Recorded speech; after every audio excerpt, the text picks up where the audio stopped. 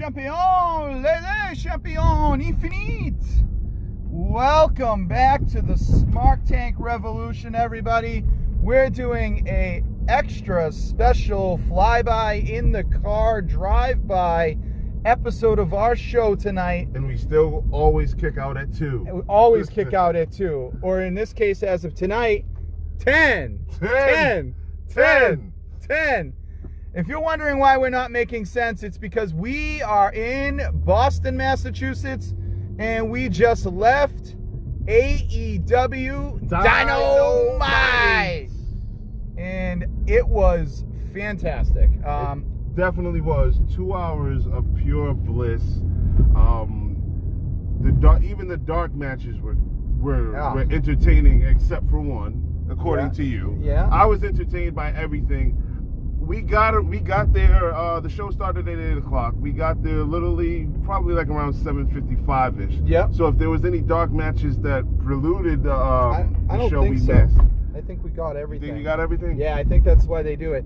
So, we just to reiterate, we are your hosts. He's Donnie Wonderful, and I'm Joey Business, and we are hyped, folks.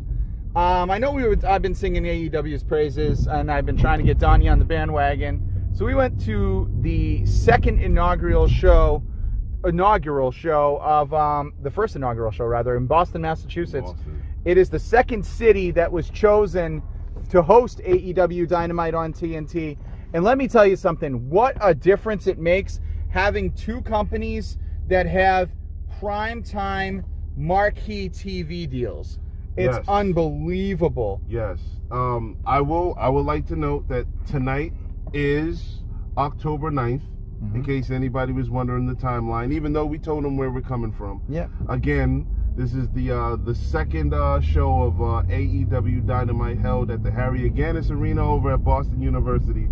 We've been on the road a lot. There's a crazy getting there story that we'll eventually tell you listeners in the future. But to focus on what we just watched, listen, if AEW comes to your town, your city, your state, your province, your whatever, make sure you get there. Like, this was an ensemble of just pure wrestling fans mixed with pure wrestling talent. What you guys see on TV, you can't even bottle that. Like, it's really indescribable. And I'm not speaking, I'm not trying to be generic or cliche. No. It really was an experience. What do you think, Joe? Oh my God! Like you said it right, and you nailed it. You can't bottle the energy we felt tonight. I don't know how it comes across on TV. I didn't even get to see the inaugural episode on TNT because I was having issues. But yeah, I'm definitely going to see this one. It was incredible. The crowd really didn't stop from start to finish. No. From the moment Justin Roberts, former ring announcer at WWE, the moment Justin Roberts announced that we had 1 minute to go before TV went live, oh my God, the crowd went apeshit. It went bananas. Yes. Like, it was incredible. I went nuts. And it was just so unbelievable. What I thought was really cool with, too, that set it apart from all the other Raw, SmackDown, NXT, I really dug that the show did not start with a promo. It started with a match. See, what we don't see is the intro, or what we don't hear, rather, is the intro from the announcers when it comes on. Right. So, we're just vibing and jamming the music. So you guys at home get to hear JR, Tony Schiavone. You guys get to hear all of that.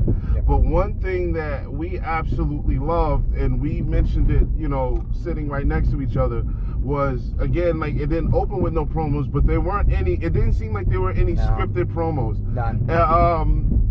When they brought out the formerly known Jack Swagger, and the whole crowd popped with the "We the People" chants. Oh, Jericho shut that shit down so quick. Jericho shut it down quick, fast, and in a hurry.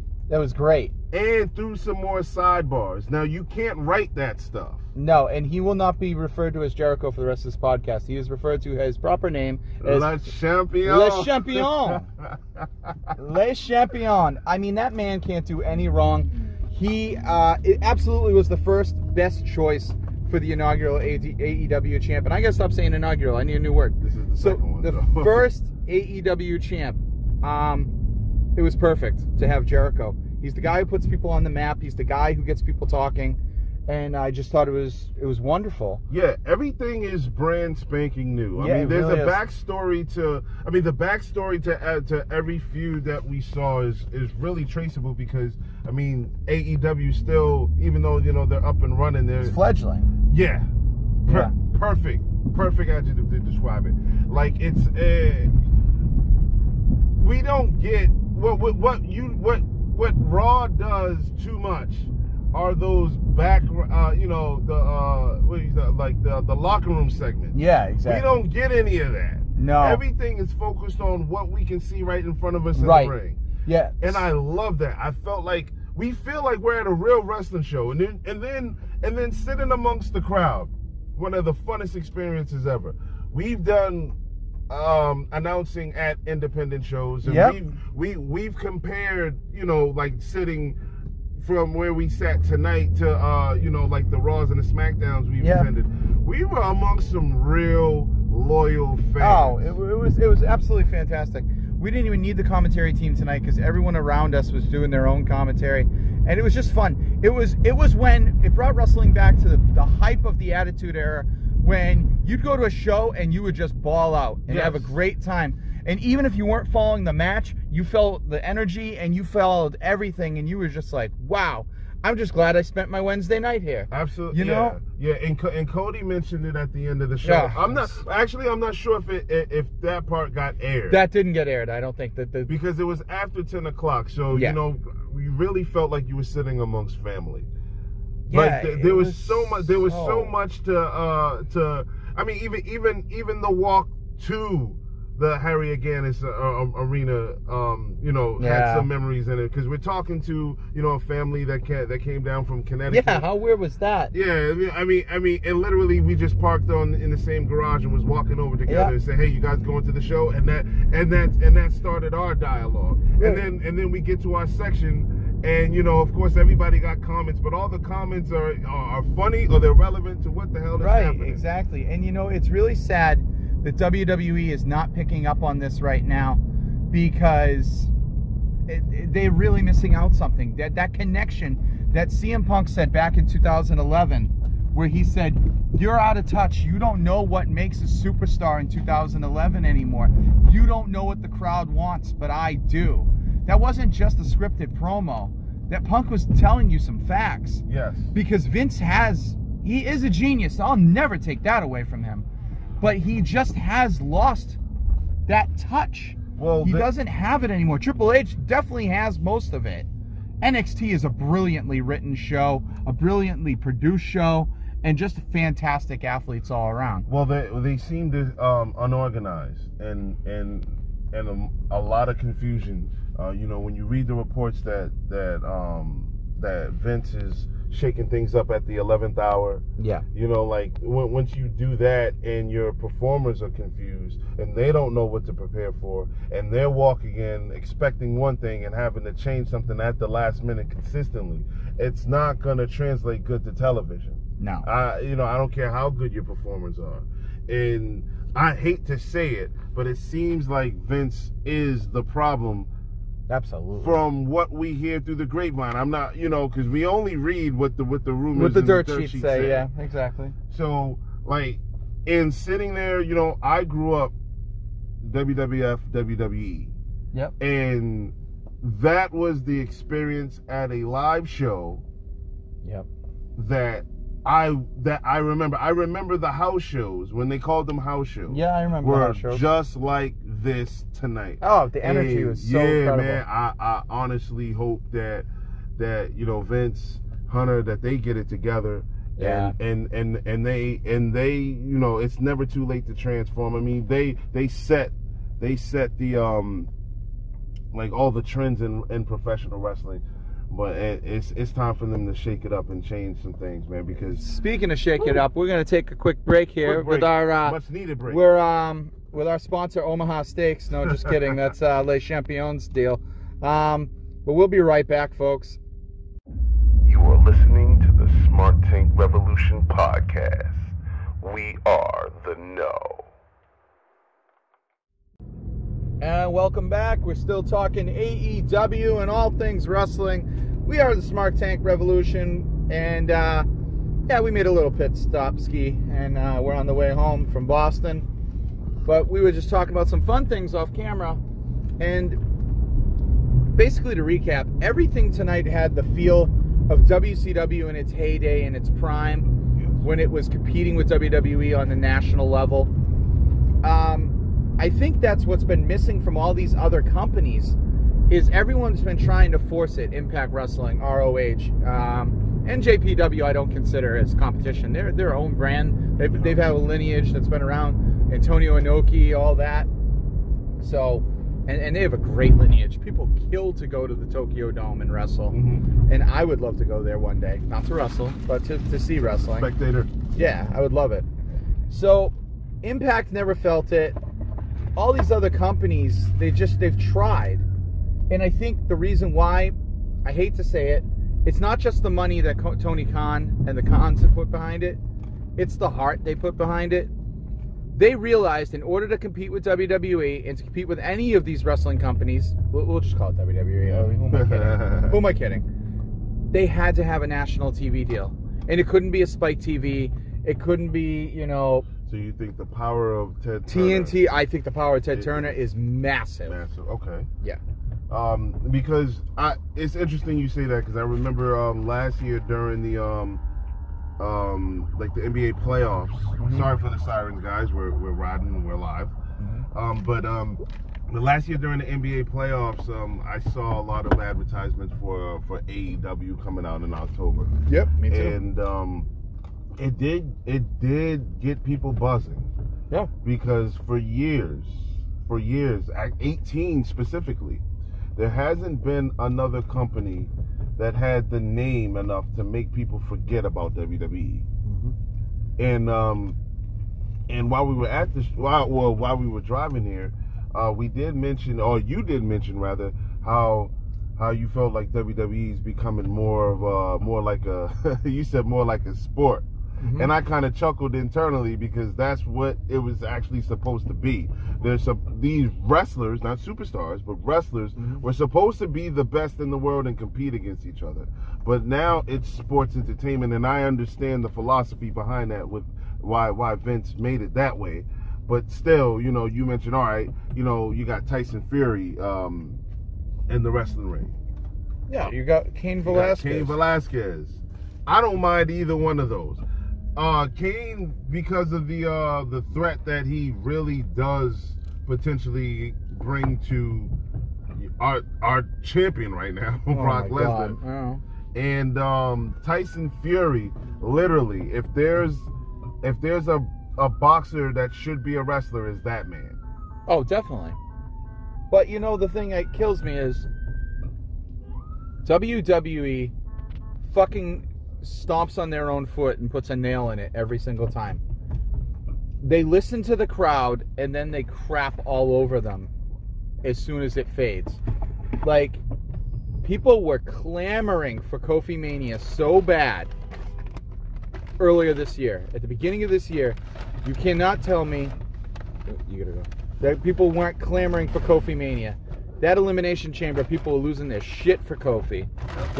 And I was too. And I told you, I remember us doing an indie show. We were doing the commentator. And I'm like, come on, man. You got to get behind Kofi Mania. Right. And you're like, no. You're like, hell no. And I'm like, what? You're like, no. You're like, tell me that he deserves it. And I said, he does. 11 years. You're like, so? Like, shit. You just crap all over him. I am a Kofi fan, by the way. Yeah, I guess so. And I believed Kofi deserved the Cinderella run. I did not expect it to go as long as it did. But did you think he deserved a squash loss? Absolutely not. No. That was a really bad booking choice. WWE's had 7 days of bad booking. Really abysmal booking. From the Kofi squash loss to the wretched Hell in the Cell with Bray Wyatt. And that's where we're going to end with WWE on that last note, is that if you haven't seen Hell in a Cell and you would like to see how wrestling should never, ever be booked, please go watch the main event of Hell in a Cell. Which makes me sad because the women worked their ass off and they did a tour down the house. They ripped that cage from steel to sternum. And they also, we had a great tag match on that pay-per-view as well. But Seth Rollins and Bray Wyatt, booking-wise, not talent-wise, because those two gentlemen I have a lot of respect for, they took a giant dump in the middle of that ring with red lights all over it. It was so bad. You didn't like the ambiance of the red lights? No, it was horrible. I got what they were trying to do. They were trying to make Bray Wyatt this slasher character with The Fiend, and I love it. I think it's the greatest thing he's ever come up with. However, if you're going to do that, and you're going to have the balls, you go all the way and pull the trigger. Or you have Bray be the one who causes the ref stoppage. Why is the face causing the ref stoppage? So let me get this straight. So if you were booking Hell in a Cell, if I had the clip, are you making the Fiend the champion in his first pay-per-view? I would make the Fiend the champion of life, but no, I wouldn't make him the champion there. What I would have done was I would have established him as an unbeatable force. I would have had him kick out of maybe like 6 blackouts total, 7 at the most. Not 15, 16, whatever we got. That was going to Suplex City with your foot. So how do you book the end of that match? If Bray Wyatt is the one who beats the shit out of Seth Rollins to the point where Seth Rollins is so bloodied and can't defend himself and the ref stops it. You establish Bray Wyatt as a force. And then he walks off and gone. Now he's not taking a loss. Seth saves face by keeping the championship. So but Seth knows his... No, I would have it as like a knockout. But okay, so if it's a TKO loss, shouldn't the belt change hands? No, this is not boxing. It's got to change under submission or pinfall only. And so why not have? But it's Hell in a Cell. Yeah. So like my point is, the face shouldn't have been the one to cause that ending. It was really stupid. It was over dramatic. Seth, no, think about the children. Think about your life. You don't want to go down this path. Shut up, ref. Why didn't you hit the ref like that? God, annoying nonsense. No. Rollins needed to be the one who took the beating. And then that would have established Bray harder. Now what they did was they do typical WWE ass-backwards booking, and they have to backpedal and keep both people off the main show the next night. Yeah. No, that's just wrong. I like Seth Rollins, but as we were discussing off air, I hate him as a face. I can't stand him. He's got no... I don't want to be behind him at all as a face. Okay. He's so mediocre. He has the very generic promos as a face. I mean, he's 1 second away from John Cena poop jokes. So for pandering, it's awful. So, in your opinion,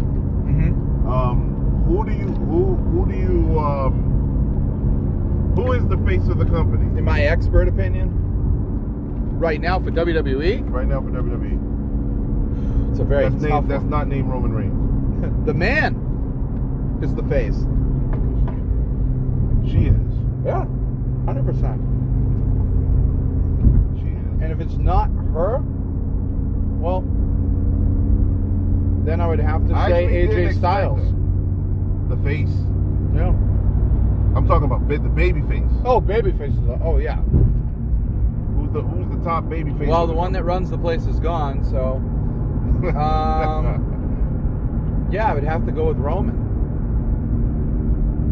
Roman's on the blue side. So, okay. so I should have specified the question more. So I'm saying you hate Seth Rollins as a heel. You're not the only one. No, not as a heel. I love him as a heel. I love as a baby face. So hypothetically, if he turns heel tomorrow, Who is the top baby face on Raw? on the Red brand? That's really tough. Are you going with Braun Strowman being the top baby unfortunately, because they're very thin on faces. But if Braun Strowman's a baby face, are they making, because this feud with Tyson Fury is actually kind of interesting. Yeah. Tyson Fury has a very, very beautiful success story. That you know, like, he has a really strong following, and it's really inspiring. There's no way in the world that Tyson Fury is walking on WWE programming as a heel. Nope. So I'm like, you know, who else is left on the Red brand that can take over for Seth Rollins? Because Seth Rollins does get mixed reactions when he comes out, but what's the alternative? Oh, that's a really great opportunity. I mean, really, really great opportunity for somebody to step up, but yeah, they're really thin on it. And when someone says the face of the company, I don't believe in it as a baby face. I believe you are the man whose face is plastered everywhere that is synonymous with the company. Like in 2011 and 2012, CM Punk was the face of the company. Fair. Regardless of John Cena being the baby face with, you know, the poop jokes, it was CM Punk who was carrying that show day in, day out, you know, and that's what burned him out ultimately. So, like tonight, it all comes back, ladies and gentlemen, to AEW. Jericho is absolutely the face of that company right now. He's not the baby face. He's the ass face. But he is the face. When you say AEW, first name that comes to your mind, Chris Jericho. I think maybe Cody. Kenny Omega doesn't come to your mind? Oh yeah, no, but not quick. Not as quick as Jericho. No, you see AEW and boop, you can picture Jericho in a promo, like in your head, or a commercial. Like, it's just, they were so smart and savvy picking him. So smart. I recall when they announced that AEW signed Chris Jericho. I watched it. I remember the buzz around it, and to me it was synonymous with the same buzz that was out there when Hulk Hogan? It was revealed. No. Okay. Still on AEW. Okay. When it was revealed that they also signed Kenny Omega. That was a big one. Because that's what we were thinking, and they had wrestled the year before. In Wrestle Kingdom. Wrestle Kingdom. Yeah. So if you're saying the face, I'm just making an argument that one can say that Kenny Omega deserves to be the face along with Chris Jericho, because I think that, all right, if you think of Chris Jericho first when you mention AEW, Kenny Omega is right behind him, if not the next person. I think that's pretty close. It's just Kenny Omega and the Bucks and Cody get muddled. They're brilliant, first of all. Everything that they've done this venture, I applaud them as the highest as a wrestling fan, as a business fan. Everything. They just did it the right way. They got it. Yeah. When I think of the face, Kenny Omega would probably be a top second, a quick top second. You're right. And Kenny Omega is probably going to ultimately be our very first face champion for AEW, unless it's Moxley, and we were discussing, we're not even sure I'm not, what he is. What do you guys think? For everyone that's listening, that when you do hear this, do you think that Jon Moxley is a baby face or a heel? Yeah, I think he's just his own thing. He's kind of there. He's an entity. But again, bringing back, and we're off of WWE now, AEW it gave you that old school wrestling fan feel. Before we were commentators, before we were grown-ups and had to adult everywhere, we were kids. And we were kids who always loved wrestling. And one of the things that made wrestling so fun was you had two choices on Monday night. Mm-hmm. And if one of them sucked and you didn't like it, because mostly WWE was taped back then. It was like every other week it was live. You could watch you could watch WCW. Yeah. And you had the outsiders. And the one thing WCW did in its prime is show you how bad guys, how heels, a mega heel faction can drive your business and be really the baby faces of your business. Because do not tell me the NWO was not the faces of that company, because they absolutely were until Goldberg came in. Okay, then my question to that was that same criteria. What heel faction or however you described it, who were they before the NWO? Was it the Horsemen? Yeah, absolutely, the Horsemen. For the heel faction? For the heel faction. Yeah. So the Horse. That's actually a great point. That's actually a great point. The Inner Circle, who was Chris Jericho's group, formed tonight. But you know, like again, like Les Champions. Les Champions. Yeah, see, you break your own rules here. I did. Shit. But a great classic old school feel before there was the internet, before there were spoilers. This is exactly what we got. What I got. I didn't look on the web. Not to say that I do for WWE, but like I always do. I am subscribed to tons of wrestling YouTube channels, and I 411 Wrestling, and I do get the shout out to 411. But I do get a lot of alerts that offer spoilers. Right. And there's none of that stuff for AEW. And I love it. I love it. I love the element of surprise. I pray and hope that whatever they're doing behind the scenes as far as developing storylines, that they're able to keep it tight to the chest. I like what they're doing because I'll be honest with you, I don't get the feel that there really is storylines going on. I feel like it's booking, and like we were talking about, tonight's show felt like one massive, mega, unbelievably produced house show. It had that feel. And I think that's where AEW is going to differ from WWE, is that I don't think they're going to go into these long, drawn-out feuds. I don't think they're going to go into... Look where Jericho is. He's already on from Hangman Page. You didn't see him get a rematch. And where was Hangman Page? He was in, like, what? Where was he tonight? He was, oh, he's the main event. Whoops. But he's not Les Champions, so who cares? No, but what I'm saying is, like, I think they know what to do different than WWE. I think Cody knows. I think the Bucks know that they're like, listen, people hate the absolute predictability that we have accustomed them to. Okay. Well, that's a true fact. Excuse me, everyone. I'm we're all down. But it is a true fact. It is. Everything's so new with AEW that, you know, they can't possibly make those violations. Not yet. Not yet. But thus far, and this is only week number 2 until the from the nationally syndicated show. Mm-hmm. From what I saw in 2 weeks, even if they did do that, even if they went with the predictable outcomes for things. Yeah. The quality of the matches is so great that it's almost forgivable. God, the quality of the matches. It's like ROH on crack. The kickouts, the near falls, the spot finishes, the fake outs. It's incredible. There is a formula that they have. It works. That works. That you can tell they were crafted carefully in the indie circuit. Absolutely. And what we're seeing is all of that experience manifesting into one great product. I absolutely love it. I remember JR after their first pay-per-view saying, you know, thanking the supporters and welcoming the new ones and saying, we will earn your business. They did that for me tonight, live in the flesh.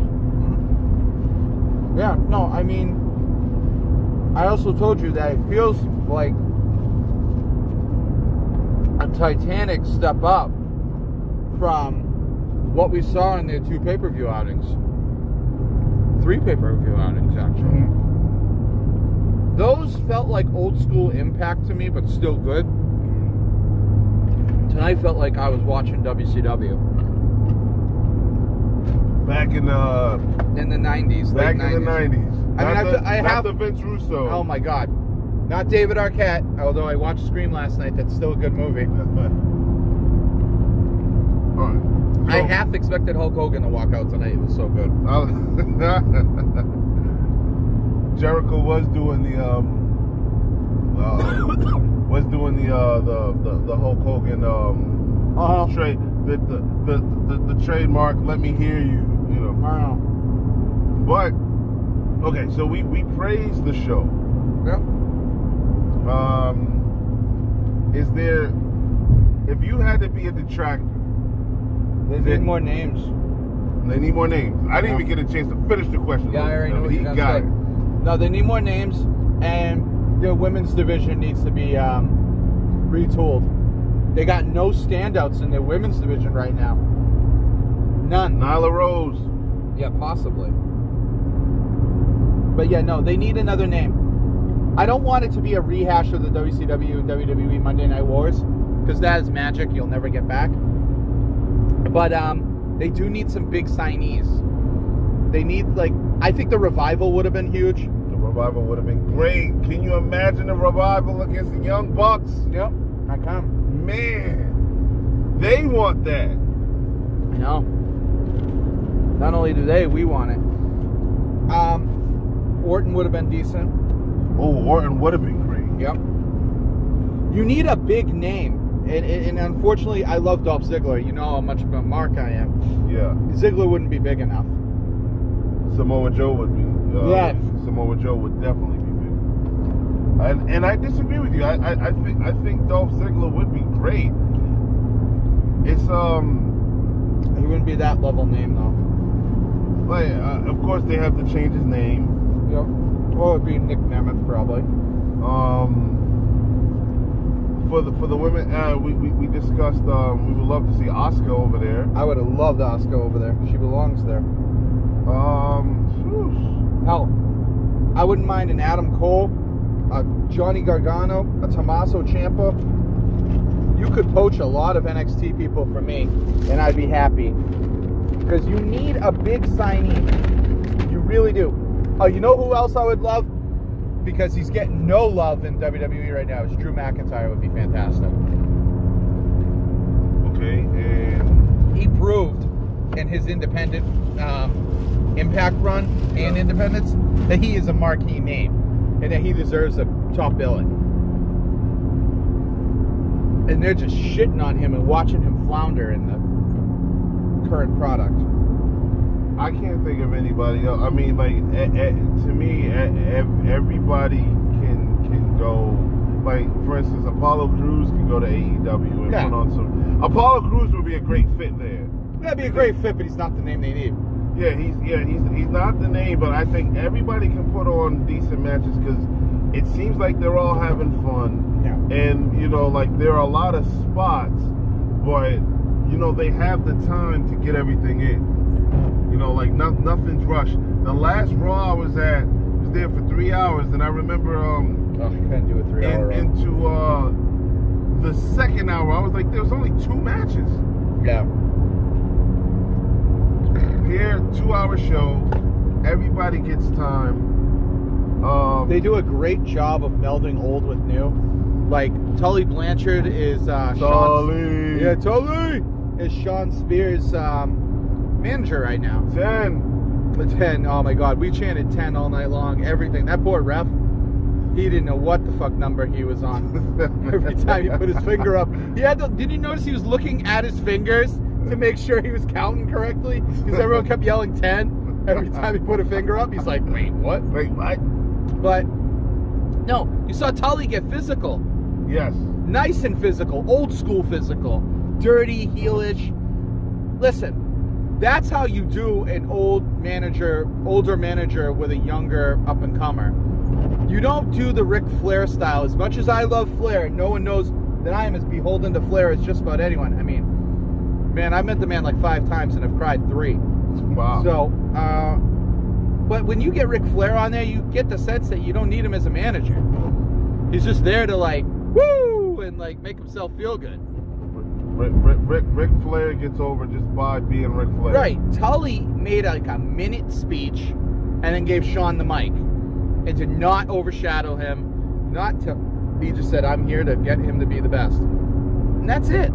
That's how you do it. The big key tonight, sorry, before cutting you off, everything felt organic. Yeah, I agree with that. I agree with that. But I will go back on something the point you made, or an opinion that you stated like about 5 minutes ago. Yeah. Talking about AEW needs another big signing, another big name. Big time. I actually kind of disagree with that. Like, I want a fresh face, and this is the platform for that to be developed. You know, Diamond Dallas Page came from WCW, WCW Creation. Goldberg came from WCW, WCW Creation. Sting came from WCW, WCW Creation. The majority of the people from WCW that were champion in the 90s were all old WWF guys. Yeah, you're right. So, let me get somebody new. Yeah, that's true. I'm not saying that there's not the possibility for somebody new. There absolutely is. Hangman Page is pretty decent. I know he's part of the Bullet Club, and, you know, like, he was a big deal. I don't quite see the allure. He's got the skill in the ring. He just doesn't do it for me character-wise. Nothing. I'm talking, okay, do you remember when there was the rumor? This is how I knew AEW was going to be pushing some ears.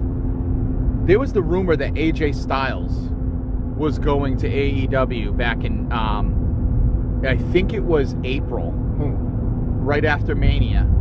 Because if you remember, Styles didn't sign his new contract right away. Right.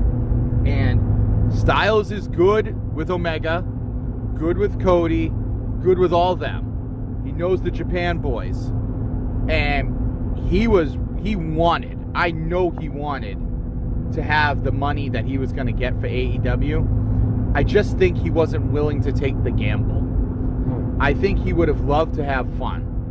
But AJ Styles is one of those weird WWE anomalies that gets treated like absolute platinum. Like, they're giving him everything he wants. You know, they've given him huge title runs.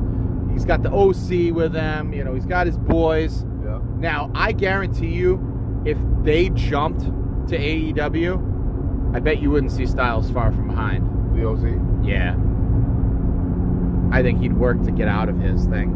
Well, yeah, and there's a plethora of superstars, allegedly, that all want to make that jump.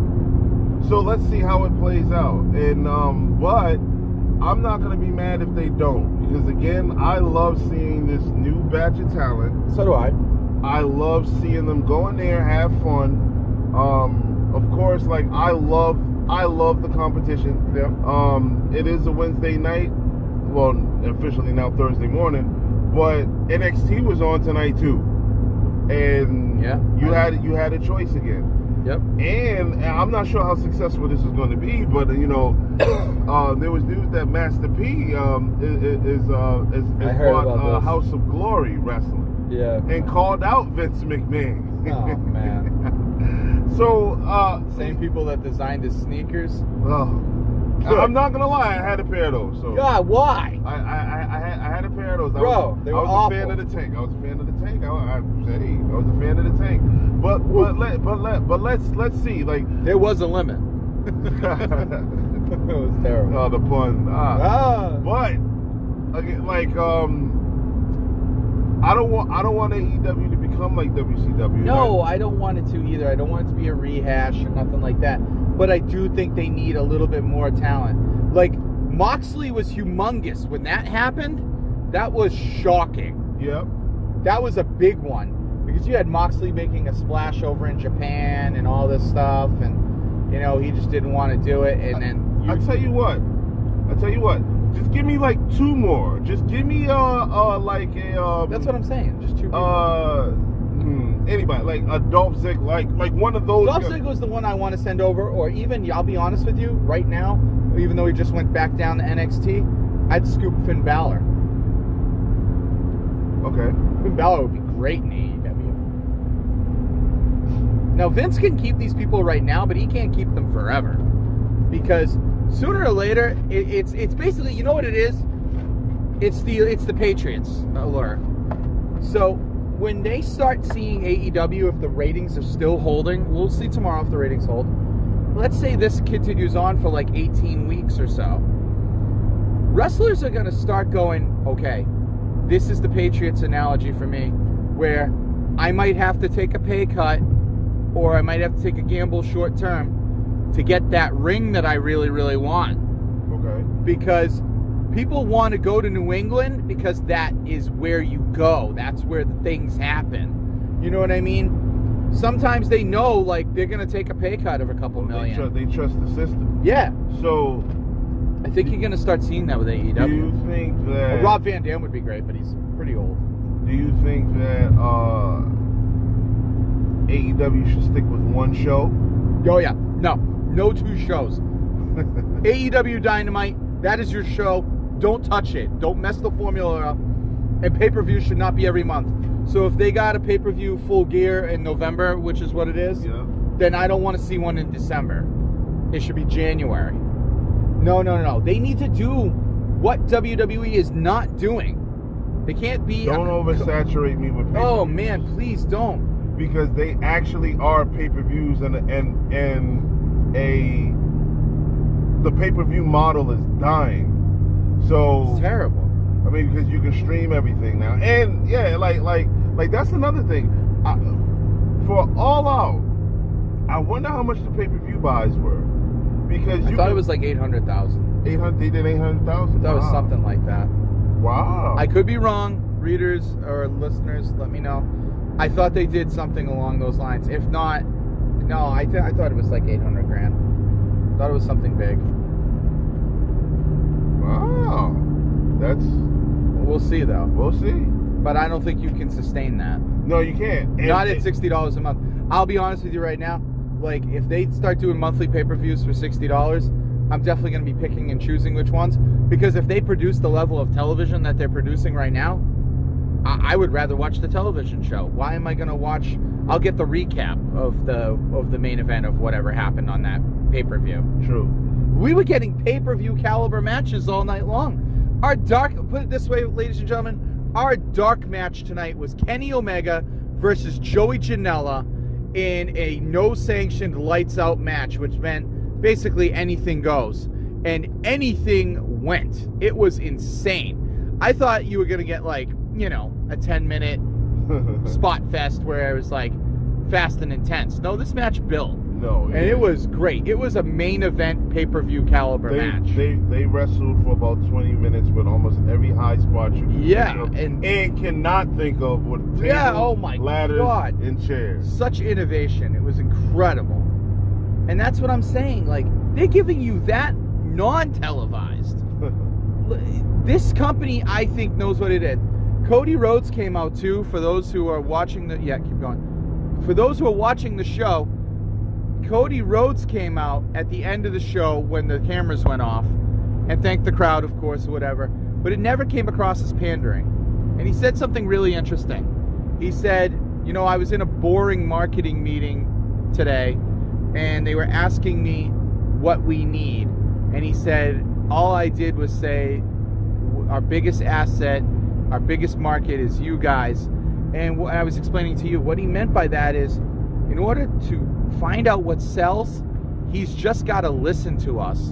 And I feel like AEW is doing a really great job of that. I don't think they're so dug in with their heels like WWE, where, you know, Vince McMahon makes a decision on creative and he sticks with it, do or die. And he don't care. Apparently not. If he's overturning everything at the 11th hour. No, I meant like when like Daniel Bryan. They only did that because, you know, when Daniel Bryan won the Miracle on Bourbon Street WrestleMania, they only did that because the backlash was so horrible against Batista and Orton and Triple H that they give it. Every now and then, Vince McMahon will throw you a bone, but it's a reluctancy of a throwing of a bone. You could tell. You want to tell me that he thought Kofi was supposed to be main event champion? Give me a break. He probably did that, was like, wow, this is the worst idea I've ever heard. Blah, so blah, blah. Whose idea was it to have gosh, what's his name? The modern day oh man, I can't think of Maharaja Jinder Mahal? Yeah. So that is Vince McMahon all over it. Shout out to Jinder Mahal too. He's big. He's nice. That's good shit, pal. Like, no, my God. No, yeah, Vince McMahon. That's him all over it. But I applauded them for actually making that, taking that gamble. I liked it, but look where he is now. And that's the thing, like, you didn't maintain him at all. Keep the man strong. No, you didn't maintain him. You jobbed him out. You think Kofi's gonna stay in the main event? Kofi's gonna be getting jobbed out. I don't think they're getting jobbed out. Not jobbed out, but he's gonna fade. He'll be top tier mid card. So do you think that Kofi's gonna be going back to just competing for the United States title and Intercontinental title? No, I think they'll put him in some feuds with the New Day for a while, keep him busy. I don't think you'll be seeing him sniff near the WWE title for a long while. That's unfortunate. It's very unfortunate. Now, was his run stellar? No, not by any means. And I don't blame that on Kofi at all, because Kofi is a stellar wrestler. What I blame that on is the people they picked to feud with him, the chemistry just wasn't there. Orton and him was brilliant on the mic because of the history, but in the ring, they didn't gel at all. Did you think him and Daniel Bryan should have ran it back immediately? Yes. I think Daniel Bryan and him should have had at least a 2-month feud. Yeah. It was brilliant. I think Dolph and Kofi I was looking forward to very much. That was a little... That was a bomb. I never... That was a dud. I never liked how that feud got started. Yeah, it was terrible. That should be me. It should be me. It was terrible. Yeah, I wasn't with that. But WWE's so bipolar these days. Like, look at Elias. Where is he? Elias was so hot, and now it's like, where the hell is he? I remember he was a babyface for like 3 weeks. Yeah, that's what I'm saying. There's no consistency. They don't know what they're... It's awful. You know, like, I want them to get rid of the Hell in the Cell pay-per-view. Hell in the Cell should be something, not the pay-per-view, the match. Should be something that is unpredictable, and it's necessary to blow off a massive feud. Like a huge feud. That's Hell in the Cell. You don't just make it a one-off match and be like, oh, it's October, we're going to put you in a cell. No. There's tons of pay-per-views that need to go. Man. Like, so many. If they went back to... I'm not saying just go back to the original 4. I'm not saying that. Give me 6. Give me 6. Give me 7. I'm fine with that. Whatever. You know, but don't give me 15, 16 pay-per-views. Oh, what was worse? What was worse is when Raw and SmackDown that was horrible. Both had pay-per-views. Oh my God! Every 2 weeks was a pay-per-view, and neither one of them could carry the other. So bad. Raw was winning all the time. SmackDown pay-per-views were awful, with the exception of Eddie Guerrero, and JBL was doing pretty hot. But yeah, no, I mean, we're almost running out of time. This was supposed to be just like a quick one-off. To recap, wrestling's back. I feel like a kid again. I want to get my foam belts out instead of my replica belts and go back to the ring where the arenas where they had the cheap merch. And I mean, it has that old school feel again. It really does. Like, I'm already stoked about next Wednesday night, which is Darby Allin versus Chris Jericho. And Darby Allin did really good too. That's the thing. They got so much talent on AEW. Stuff that, maybe if you're not an avid indie person, you wouldn't have followed it all the way. But it's stuff that's going to impress you. We didn't even get to see the Luchasaurus tonight with Jungle Boy. That made me upset. That's the only thing that's the only detract I can take away from the show tonight. But, hey, he'll probably be on next week. Keep going straight. I love it. I like how you may not have got them on the main show, but you got Kenny Omega. Because I remember I said to you, I was like, dude, is Kenny Omega even advertised tonight? Because Kenny Omega's not, I don't see him on the show. He was on TV. But he was on TV. He was on AEW Dark. No. Remember. Oh, yeah. He was on TV with Moxley. That was awesome. That spot where he came out with the 2 bats. Well, he came out with a broom wrapped in barbed wire and a bat wrapped in barbed wire. And Moxley and him were going to have a lightsaber duel. And then Pac came out and ruined it, the bastard. And I say it because his name's Bastard Pac on Twitter. So it was impressive. Like I said, there's so much going on. I don't even know what happened on NXT tonight. I'm going to go read and find out, or if it's on live, I might even catch the first match. I know Riddle, bro, was awesome last week against Adam Cole, baby. And tonight we got to see Adam Cole's baby. So it was pretty cool. But any final thoughts? Great night of wrestling. Great time to be a wrestling fan. Unbelievable. Yeah. That's my that sums it all up. That exasperation sigh of joy, relief, and just exhaustion. It's just amazing. So, like I said, next week we will catch you on, hopefully you guys pick a side. I picked my side, and it's got to be Dynamite. Dynamite. We'll catch you on the next one, folks.